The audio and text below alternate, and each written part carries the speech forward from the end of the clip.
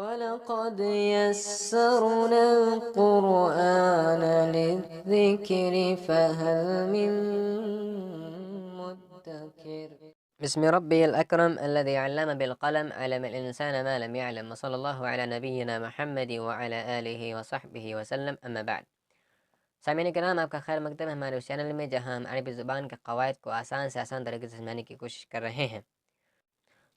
سامعین کرام، کل ہم نے معرب اور مبنی کی بات کی تھی، یعنی ہم نے کل اعراب کے باب کو شروع کیا تھا۔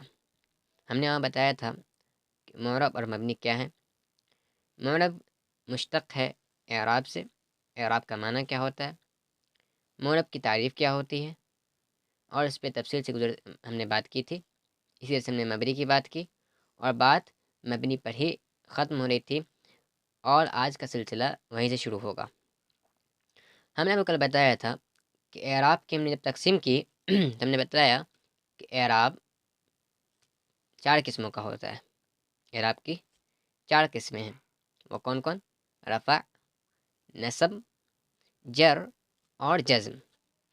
رفع، نصب، جر اور جزم، یعنی جس میں سے ہم نے بتایا تھا کہ رفع، نصب اور جر یہ اسم میں پائے جاتے ہیں، اور رفع، نصب اور جزم فعل میں پائے جاتے ہیں۔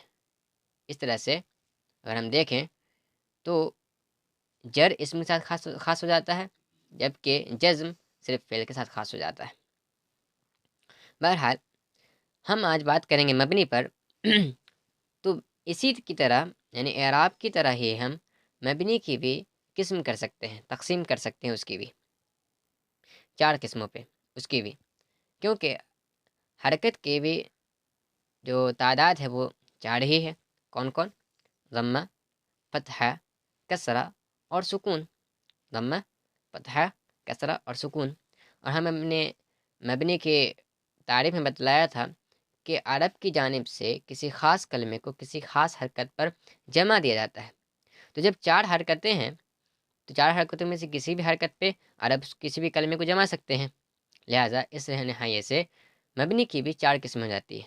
جیسے ہم کہہ سکتے ہیں کہ اگر کوئی کلمہ اگر ضمہ یعنی پیش پہ اگر مبنی ہے تو ہم اسے کہیں گے مبنی علی الضم، مبنی علی الضم۔ اسی طرح سے اگر کوئی کلمہ اگر زبر یعنی فتحہ پہ اگر مبنی ہے تو ہم اس کے اعراب میں یا ترکیب میں کہیں گے مبنی علی الفتح، مبنی علی الفتح۔ اسی طرح سے اگر کسرے پہ اگر کوئی مبنی ہے تو ہم کہیں گے مبنی علی الکسری۔ اسی طرح سے اگر سکون پہ اگر کوئی مبنی ہے تو ہم کہیں گے مبنی علی السکون۔ مثال کے طور پہ ہاؤلائی کے اگر اعراب میں ہم کہیں تو ہم آخر میں اس کی حرکت کو دیکھیں گے اور کہیں گے کہ یہ اسی حرکت پر مبنی ہے۔ ہاؤلائی کہ چونکہ حمزے پر کسرہ ہے تو ہم کہیں گے مبنی علی الکسری۔ اسی طرح سے کم کی بات کریں یا حل کی بات کریں تو ہم بولیں گے یہ مبنی علی السکون ہے۔ اب چونکہ کلمہ کی ہم نے یہاں پہ 2 قسم کی تھی، یعنی اعراب کلمے میں داخل ہوتا ہے اور کلمے میں 3 چیزیں شامل ہیں۔ کون کون؟ اسم، فعل اور حرف۔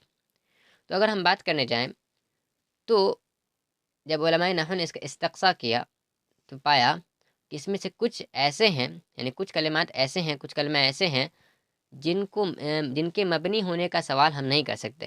یعنی یہ مبنی کیوں ہیں ہم اس کا سوال نہیں کر سکتے ہیں، بلکہ ہم اتنا ہی کہہ سکتے ہیں کہ عرب نے اس کو ایسا کیا تو یہ مبنی ہے، باقی ہم دوسرے کے اوپر ہم سوال نہیں کر سکتے۔ لیکن کچھ ایسے ہیں جس پر ہم علماء نحو نے اس کی توجہ کی ہے کہ یہ کیوں مبنی ہوئے۔ تو اب جو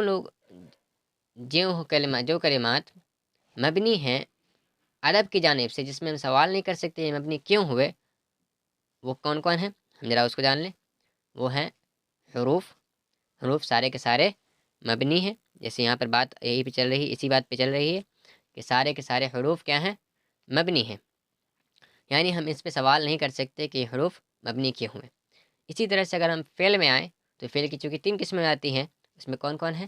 ماضی، مضارع اور امر۔ تو ہم کہیں گے کہ ماضی سارے کے سارے مبنی ہیں، یعنی اس میں بھی ہم سوال نہیں کر سکتے کہ ماضی کیوں مبنی ہوئے۔ اسی طرح سے امر، حاضر، معروف سارے کے سارے مبنی ہیں۔ اور اب بچ گئے فعل مضارع اور اسما، تو ہم اس کے بارے میں بات کریں گے۔ پہلے ہم جان لیتے ہیں کہ حروف جو سارے کے سارے مبنی ہو گئے، یہ فعل ماضی سارے کے سارے مبنی ہو گئے، امر حاضر معروف مبنی، یہ سارے کے سارے کیا ہو گئے؟ مبنی ہو گئے۔ تو جن کو علماء نحو نے مبنی اصل کہا، مبنی اصل سے مراد یہ ہے کہ یہ اصلاً یعنی عرب کی جانب سے ان میں اصل یہ ہے کہ سارے کے سارے مبنی ہیں، یعنی اس کے مبنی ہونے کا ہم سوال نہیں کر سکتے۔ بات یہاں پر کل مکمل ہوئی تھی۔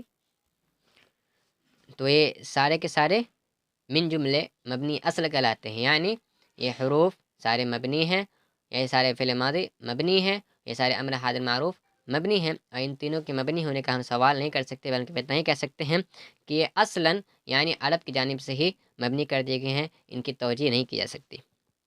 اب بچ گئے فعل مضارع اور اسما۔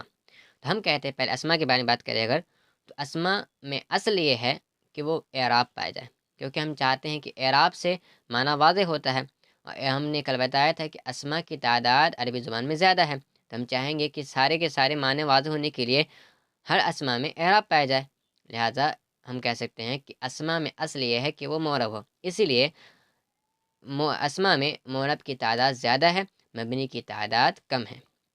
اسما میں معرب کی تعداد زیادہ ہے اور مبنی کی تعداد کم ہے۔ اب آتے ہیں فعل مضارع پہ۔ ہم کہتے ہیں فعل مضارع کو مضارع کیوں کہتے ہیں؟ فعل مضارع چونکہ مضارع کا مطلب ہوتا ہے مشابہت کرنا، مشابہت کرنا۔ جب فعل مضارع مشابہت کرتا ہے، کس کی مشابہت کرتا ہے؟ تو مشابہت کرتا ہے اسم کی، تو چونکہ اسم میں اصل یہ ہے کہ معرب ہو، لہٰذا فعل مضارع بھی اکثر اس کی مشابہت کی وجہ سے معرب ہوتا ہے، یعنی فعل مضارع میں بھی تعداد زیادہ کس کی ہے؟ معرب ہونے کی ہے، لیکن فعل مضارع بھی کبھی کبھار مبنی ہو جاتا ہے، فعل مضارع بھی کبھی کبھار مبنی ہو جاتا ہے، لیکن اس کی کچھ کنڈیشن ہے، اس کی کچھ شرط ہیں، اس کی دو شرط ہیں۔ ایک شرط تو یہ ہے کہ اس کے آخر میں نون نسوہ جڑ جائے، نون نسوہ جسے کیا کہتے ہیں؟ ضمیر، نون ضمیری کہتے ہیں، ضمیر نسوہ، یعنی وہ نون جو فعل مضارع کے صیغے میں آتا ہے اور مؤنث جمع پہ دلالت کرتا ہے وہ صیغہ، یعنی یفعلنا، یہ یفعلنا میں جو نون ہے یہی کیا کہلاتا ہے؟ نون نسوہ یا نون ضمیری کہلاتا ہے۔ اس نون کی وجہ سے آنے سے یہ صیغہ نون مؤنث جمع پہ دلالت کرتا ہے۔ ایک اور دوسری کنڈیشن ہے کہ فعل مضارع میں نون توکید جڑ جائے۔ نون توکید کسے کہتے ہیں؟ اگر آپ صرف کی کتاب پڑھیں تو آپ کو وہاں پہ ایک چیپٹر ملے گا، ایک ٹاپک ملے گا جسے کہتے ہیں نون ثقیلہ یا نون خفیفہ۔ نون ثقیلہ، نون خفیفہ، یہی نون توکید کہلاتا ہے۔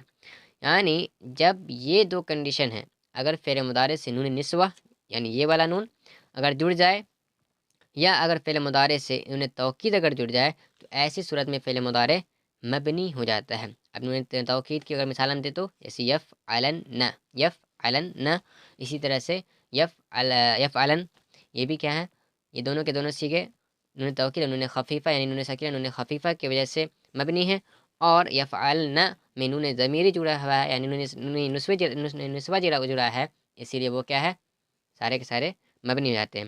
لیکن یہاں پر ایک شرط بڑھا دینی چاہیے، جب ہم نون توکید کی جب بات کرتے ہیں تو ہم کو وہاں پر کہنا پڑتا ہے کہ نون توکید جڑے تو لیکن مباشرتاً جڑنا چاہیے، یعنی براہ راست ڈائریکٹ جڑنا چاہیے۔ براہ راست یا ڈائریکٹ کا کیا مطلب ہے؟ کیونکہ جب نون توکید آپ صرف میں پڑھیں گے تو وہاں پر جو نون توکید یعنی نون ثقیلہ نون خفیفہ جب جڑتا ہے تو وہاں پر دو حالتیں آتی ہیں، یا تو وہ فعل مضارع سے ڈائریکٹ جڑ جائے، بیچ میں کوئی اس کے حائل نہ ہو، یعنی رکاوٹ نہ ہو، یا پھر ایسی صورت آتی ہے جس میں نون نسبت نون توکید جڑتا تو ہے لیکن وہاں پر بیچ میں حائل ہو جاتا ہے، رکاوٹ پیدا ہو جاتی ہے۔ جیسے ہم اگر بات کریں یفعلن کی، تو یفعلن پہلے یفعلو تھا، اسی میں نون جڑی، لیکن یہاں ہم دیکھ رہے ہیں کہ لام کے ترنت بعد نون آ جاتا ہے، تو اس کے ہم کہہ سکتے ہیں کہ یفعلن ہو جاتا ہے، یعنی اس کے لام کے بعد کوئی اور حرف بیچ میں رکاوٹ نہیں بنا۔ تو یہ ایک صورت ہوئی جہاں پر نون ڈائریکٹ جڑا، براہ راست جڑا، جسے مباشرتاً بھی کہتے ہیں۔ اور ایک صورت ہو سکتی ہے جب بیچ میں حائل ہو جائے، جیسے یفعلونا میں اگر ہم اس کو جوڑے تو، یا یفعلانی میں اگر اس کو جوڑے ہم اگر، تو ایسی صورت میں کیا ہوتا ہے؟ جب نون جڑے گا یعنی نون توکید جب جڑے گا تو یہاں پر نون پہلے سے ہے تو پہلے اس کو ہٹائیں گے، پھر یہاں پر واو آ ہی جاتا ہے، یعنی لام کے بعد اور نون ڈائریکٹ نہیں آ پاتا بلکہ بیچ میں یہاں پر واو آ جاتا ہے، جس کی وجہ سے یہ براہ راست نہیں جڑ پا رہا ہے، فعل سے ڈائریکٹ نہیں جڑ پا رہا ہے۔ ایسی صورت میں ہم کہیں گے کہ جب فعل مضارع سے نون توکید یا نون ثقیلہ یا نون خفیفہ ڈائریکٹ اگر نہیں جوڑے، یعنی بیچ میں کوئی حرکت آ جائے، جیسے حرف آ جائے جیسے الف یا واو، اگر ایسی صورت میں اگر آتے ہیں تو ہم کہیں گے کہ یہاں پر فعل مضارع معرب ہی ہے، مبنی نہیں۔ لیکن اس کے برعکس اگر ڈائریکٹ جڑ جائے، جیسے اس صورت میں جیسے لام کے ترنت بعد نون آ جائے، ہم کہیں گے کہ ایسی صورت میں یہاں پر ہم کہیں گے کہ فعل مضارع مبنی ہے۔ اب ہم بات کرتے ہیں آج کا جو ہمارا ٹاپک ہے وہ ہے اسم متمکن، اسم غیر متمکن، اسم متمکن اور اسم غیر متمکن۔ کیونکہ جب اسما میں آتے ہیں تو اسما میں ہم کہہ سکتے ہیں کہ اسما، ہم نے جیسے کہ پہلی بار میں آپ کو بیان کیا کہ کچھ ایسے کلمات ہیں جس کے بارے میں ہم کہہ سکتے ہیں، یعنی سوال اٹھا سکتے ہیں کہ یہ مبنی کیوں ہوئے، تو اس کا ہمیں جواب ملتا ہے علماء نحو کی طرف سے۔ تو جن کے بارے میں سوال ہم نہیں کر سکتے تھے انہیں ہم نے مبنی اصل کہا، اور جس کے بارے میں ہم سوال کر سکتے ہیں اس کے بنسبت اس بنا پر ہم اسم کی دو قسم کر سکتے ہیں، یعنی جس کو ہم نے کہا ایک کو کہا اسم متمکن اور ایک کو کہا اسم غیر متمکن۔ اب اسم متمکن اسم غیر متمکن کیا ہے؟ اسم متمکن یہ ہے کہ وہ مبنی اصل جو پہلے گزرا نا، اس کو ہم نے ایک بنیاد بنایا، یعنی حروف، فعل ماضی اور امر حاضر معروف کے سیغے کو ہم نے ایک اصل بنایا، کیونکہ یہ اصل میں مبنی تھے۔ ہم نے اس پر قیاس کرتے ہوئے کہا کہ جب مبنی اصل کی اسما مشابہت کرتا ہے، اس کی کاپی کرنا چاہ رہا ہوتا ہے کسی بھی صورت میں، اب اس کی الگ الگ صورتیں ہیں جو ہم یہاں پہ بیان نہیں کر سکتے، یہ اوپر درجے کی بات ہے۔ تو مشابہت کیسے ہوتی ہے ہم اس پہ سوال نہیں کریں گے، لیکن ہم اتنا ضرور کہہ سکتے ہیں کہ جب اسما مبنی اصل، اس میں بھی جو سب سے زیادہ اصل کس کو کہا جاتا ہے وہ ہے حروف، اگر حروف کے مشابہ ہم یہ بھی کہہ سکتے ہیں دوسرے لفظوں میں کہ اگر حروف کی مشابہت کرے اسما، اگر حروف کے اگر مشابہت کرے تو ہم کہیں گے کہ وہ اسم غیر متمکن ہے۔ یہی وجہ ہے کہ یعنی وہ مبنی ہو سکا، تو ہم کہہ سکتے ہیں کہ اس میں غیر متمکن اور مبنی الگ الگ چیز نہیں، بلکہ جو اس میں مبنی ہے وہی اس میں غیر متمکن ہے، اور اس میں غیر متمکن ہے وہی مبنی ہے۔ بس فرق اتنا ہے کہ ہم یہاں پر سوال اٹھا رہے ہیں کہ یہ اسم مبنی کیوں ہوا، تو ہم جواب میں کہہ رہے ہیں کہ مبنی اس لیے ہوا کیونکہ اس نے حروف یا پھر مبنی اصل کی مشابہت کی، مبنی اصل کی مشابہت کی۔ یہاں پر انہیں یہی کہا ہے کہ وہ اسم ہے جو مبنی اصل کے ساتھ مشابہت رکھتا ہے، یعنی وہ حروف کی مشابہت کرتا ہے اس معنی میں کہ وہ حروف مبنی ہے اصل میں، اسی سے فعل ماضی، لیکن ہم یہاں پر کہہ سکتے ہیں من جملے کہ مبنی اصل کی وہ مشابہت کرتا ہے، یا پھر ہم صرف ایک لفظ کو ایک کو لیں یعنی حروف کی مشابہت کرتا ہے، اس لیے اس میں غیر متمکن ہوتا ہے۔ غیر متمکن اس لیے کیونکہ اعراب اس میں جگہ نہیں لے پاتا، تمکن نہیں کر پاتا، تمکن میں جگہ لینا، جب جگہ نہیں لے پاتا اس میں، اسم کہتے ہیں کہ یہاں پر اس میں غیر متمکن ہو گیا۔ اس کے برعکس اگر اسم